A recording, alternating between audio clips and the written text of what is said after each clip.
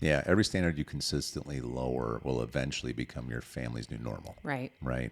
And so, Yeah, we recognize that. yeah, so you got to stay on it, man. You really do. And, I just challenge all the parents out there to just maybe do an inventory. What standards have you slowly allowed to slip?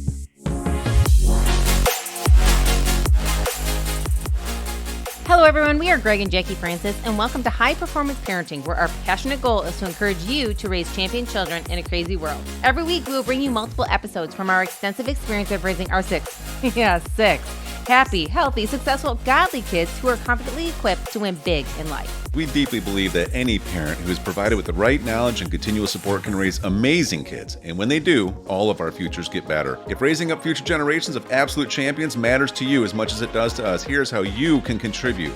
Like and share this podcast with everyone you know. And together, let's embrace this journey of raising champion kids in a crazy world. Okay, honey, welcome back. Hi. Hello. Hello.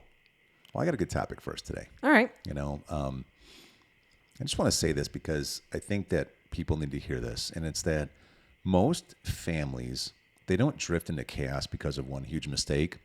They drift because of 1,000 small compromises, right?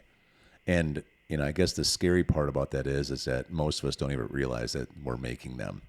And so today we're going to talk about the little things that quietly become the culture of our home. So what are some things that you can think of that are small little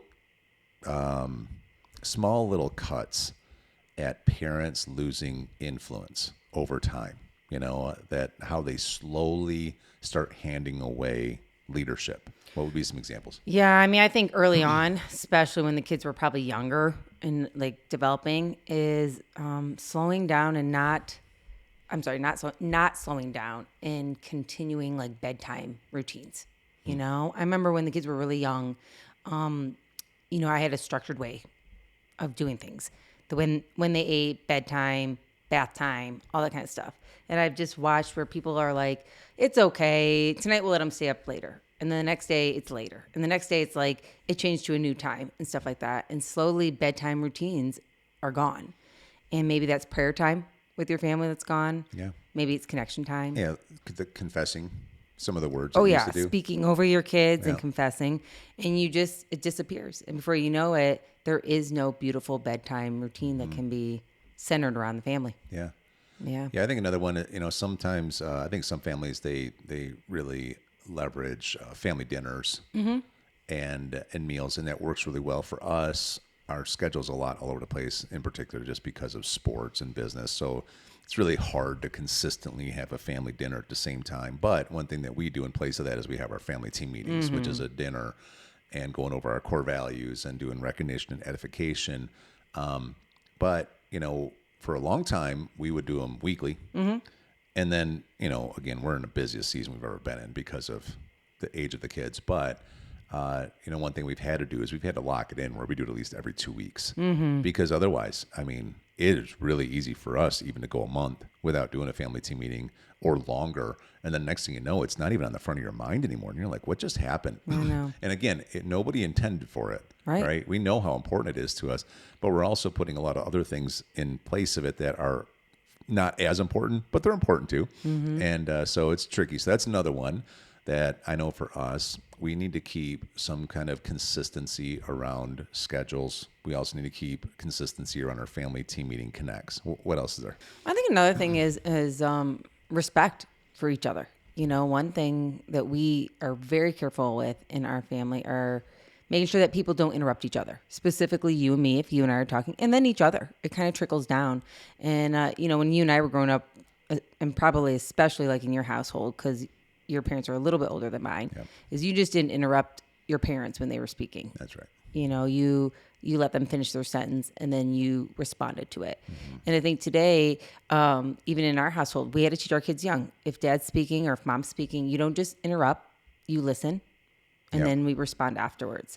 And it's kind of like a lost art. It feels like today as kids are maybe at the park, I watch it with their kids or play dates or even at church or when there's people over, they think nothing walking up in the middle of adults talking and be like, hey mom, hey mom, hey mom. And it's like, can you wait till I pause? I'll get to you in 1 minute. Hold on. I'm finishing this conversation. And they never even teach their kid that. And then we had to teach our kids not to interrupt us or other adults, but then each other. You know, because again, with 6 kids, it's very easy to just start talking over people. Oh, yeah. But it's a lost art if you don't talk about it. Kids think nothing of it today. Yeah, and you do have to keep correcting it, Yep. you know, because they have to learn. I would tell you though, you've done a good job of this. I love that when you're on a play date with somebody else, and I watch you do it quite a bit where, you know, Hunter will walk up and she's excited about something. She's made a new friend or whatever, but you're in the middle of a conversation and you will literally just say, Hunter, you have to wait 1 second. Okay, you have to let us finish talking. And you know what she does? She just sits there. She looks like she's about to pop because she wants to talk about yeah, whatever. she's excited. But she's learned to do Yeah. it, and it does build in respect. So, you know, if you don't do that and you just kind of let it happen, because it's like, oh, no big deal. They're just a kid. What we were talking about as adults weren't that important anyways. See, this is the kind of stuff, though, that quietly becomes the culture of your home. You know, that it is okay to interrupt adults when they're talking. And it is okay to put yourself as the center of attention above anything else that's happening in the room. And okay, another one I would say is the phone thing and the screen thing's a big thing. You know, I think it's pretty easy for there to be a looseness around whether it's at a dinner table or whether it's just a time that you're choosing to connect to actually have the phone out and to be on it, you know, or to let your kids still be on an iPad, you know, whatever it might be. But there needs to be some boundaries around it, and they need to be upheld.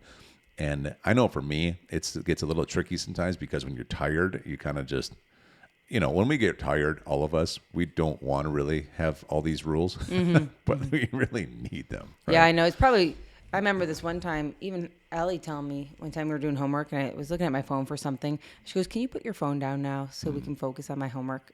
And I was like, oh, you know, and I would say for me personally, I'm pretty loose on it at times. So I, you know, need to rein it in. You know what I mean? If I don't expect the kids when I'm talking to them to be looking at something, I need to put mine down for a little bit too. So that is definitely something that we need to talk about. Yeah. Yeah. And so, you know, and then the last one, I just kind of touched on it. It's another thing that can become a culture in your home that's like a small cut, but it really adds up over time is when, because you're tired as a parent, you stop correcting wrong behavior, right? I mean, whatever it might be, you can start just being like, whatever, I'm tired. I don't really want to deal with this tonight. Just let them do it. Just let them get away with this. Just let them, you know, okay, I get it. They just talk disrespectfully to me. I'm not even going to correct it tonight. I don't have the energy for it. Next thing you know, though, you allow it to become a culture. And then you wonder why are my kids just consistently so disrespectful in the way they talk to me? So they're just, again, you know, for all the parents out there, it's like, I just have to let you know that we share in the pain that is required in order to have a healthy household, because it is a lot. And, you know, you've always learned that you can either have the pain of discipline or you'll have the pain of regret. And it's true. one or the other. And so you have to choose your pain, right? So, you know. Yeah, I can think of a story even on some of the stuff where they pushed the boundary and it would have been easy for either one of us to just like not do it. And it was definitely when we were traveling, you know, in the car a lot. We used to take a lot of road trips. And sometimes when you're taking road trips, you just kind of get to a point where you're just like, whatever. You know what I mean? Like, we'll fix this when we actually we did like a 4-day trip to move from the Midwest over to Idaho. And before that, it was about a month of staying at like my parents' house and like just traveling and staying at VRBOs. And, you know, just our life was kind of a month to a month and a half of pretty crazy time, you know, packing up, doing our thing. And I just remember we went through a season with one of our kids where she decided to just watch movies without asking for permission. She was watching it during, it was supposed to be during homework time. She decided to watch some movies during homework time. She got caught.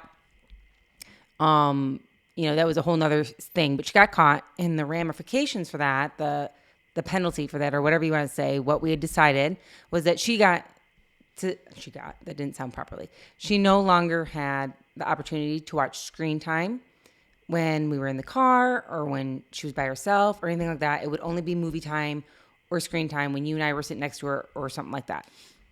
Well, that situation happened when we were about to go on a 2-week trip across the country, pretty much. And this little girl, had to sit in the back and not watch any screens, not watch any movies, nothing. All her other siblings were not in the same situation as her, so they got to watch all their movies, right? And I remember you and I talking about it, like, so do we let her just when we're in the car? Because, this is going to be like every day for 12 hours. Yeah, we had 10-hour days plus in the car. And then we're staying at a VRBO where there's no games, no nothing. And you and I are tired. We are physically tired from driving, mentally tired from all this. And I just remember you and I looked at each other and like, this is one of those times we can't. We have to tell her we're really sorry. But in this situation, you can read your books in the back. You can then, look out, take a nap, do whatever. And it was hard. It was really hard because we were both tired too. But we did it, and I'm so proud of us because it really did step her in the right direction without us sliding it underneath the rug and not owning what we had to do as parents. And we took care of it for her. Good job. I do remember, though. It's pretty hard. It was a hard one.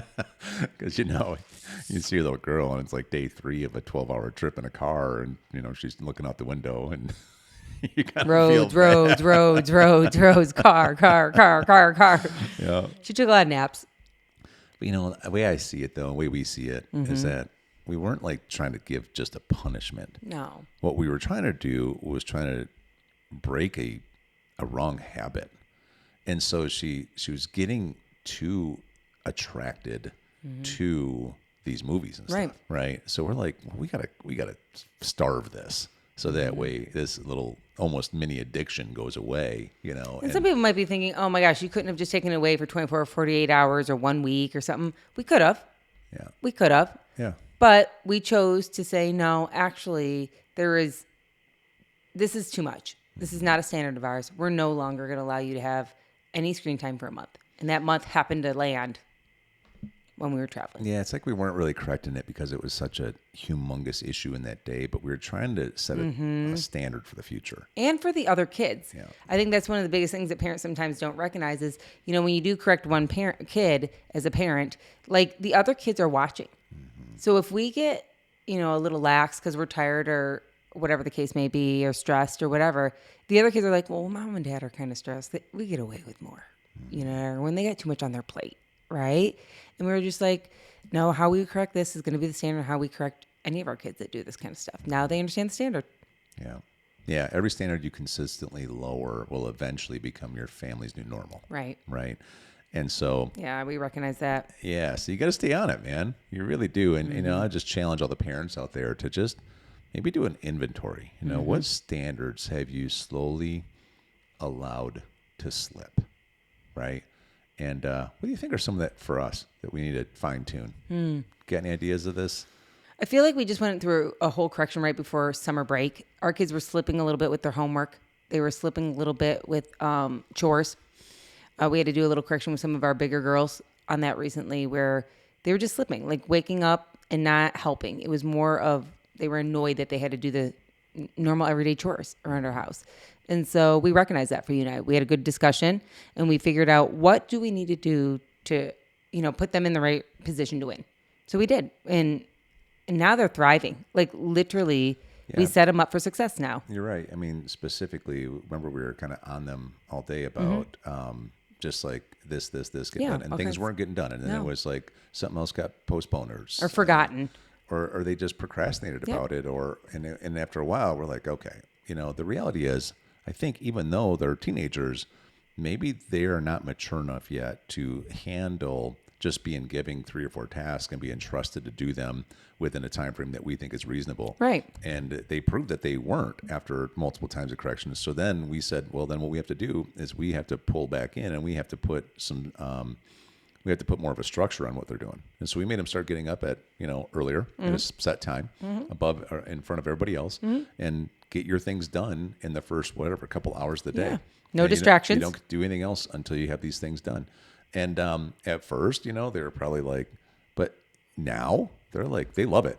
Well, and even so, today, one of them was, not the most upbeat when I saw her this morning.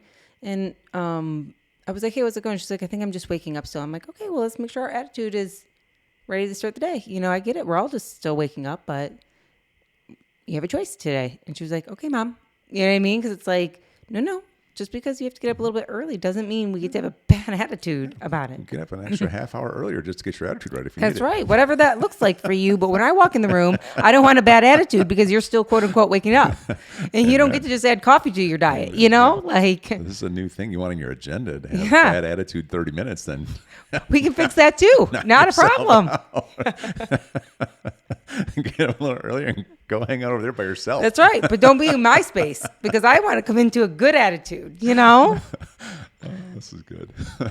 All right. Well, that's because we're seeing our real truth, you know? This is the real truth. The real truth is no big deal. We'll fix that, honey. Tomorrow, just wake up, 30 minutes early. No, I don't. No big deal. I'm going to help you out. You need 30 extra minutes before I walk in the room. I need you to do that outside so that you have your time with God and get your stuff going. And when you come in, I'm ready for, good morning, Mom. How's it going? Maybe an hour. So you have 30 minutes to do that. And I'll have 30 minutes and I'll have you read a positive mental attitude book. Yeah. All is well. In fact, give me a little report. Yeah. I mean, I know. And people think we're joking, but that's actually how we do it around here. We are going to win. Oh, I'm good, Mom. I'm like, I know, but this was a good idea of yours. I like this. Mm-hmm. You know what I mean? We look at them. They're like, that wasn't my idea. You're funny. All right. On to the next one. Hey everyone, thanks for listening and thanks for your love and support. We hope that today's episode added tremendous value to you and your family. It would mean so much to us if you would partner with us on our mission of helping parents around the globe raise champion children in this crazy world. To do so, simply take a moment to like and share this podcast with everyone in your network. See you next time.